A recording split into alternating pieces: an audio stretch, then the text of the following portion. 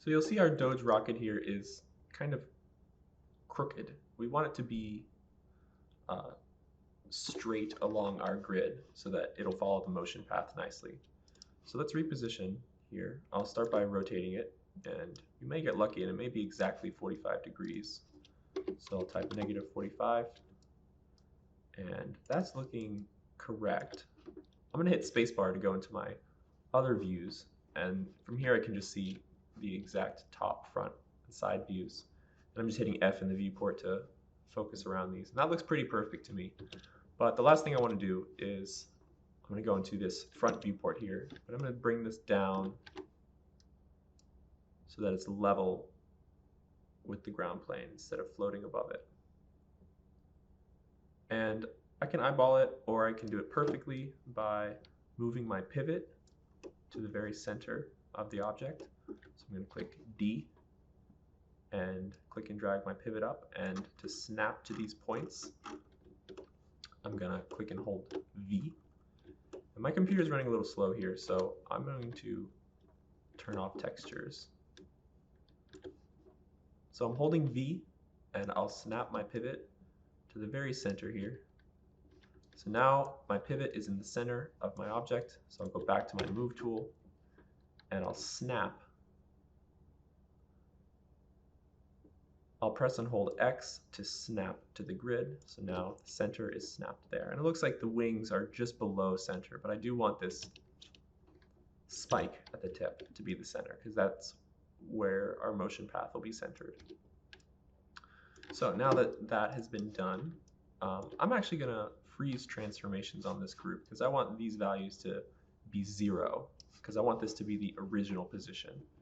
So we'll do modify, freeze transformations, and we'll also do,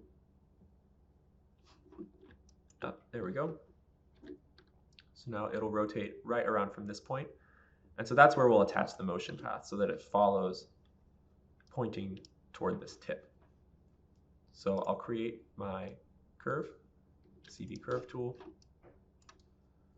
We'll draw a fun path along the ground plane here.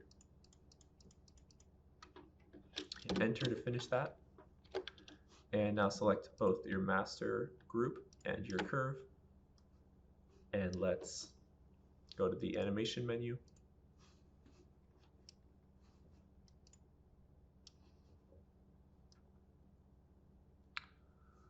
Under constrain, motion paths, attach to motion path. And it is attached, but it looks like it's pointing the wrong direction. So let's just adjust those settings. We'll click on our curve. We'll go to the attribute editor, and we'll change our front axis to Y. And now it's facing the right direction, but it's upside down. So I'll change the up axis to almost, it's one of these. There it is. Okay, so the front axis is Z and the up axis is Y. But you might have different settings, just play around with it until you get it. So now if you play it through, your rocket will be flying around following your motion path. And you can change how fast this goes by changing your starting and ending frames. So since our timeline was from 1 to 120, it automatically made the path of this motion path from frame 1 to frame 120. So you've got to select the actual number. There's a 1 at the beginning and there's a 120 at the end.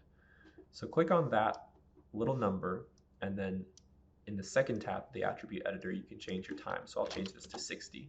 So now it goes a lot faster. It finishes in 60 frames.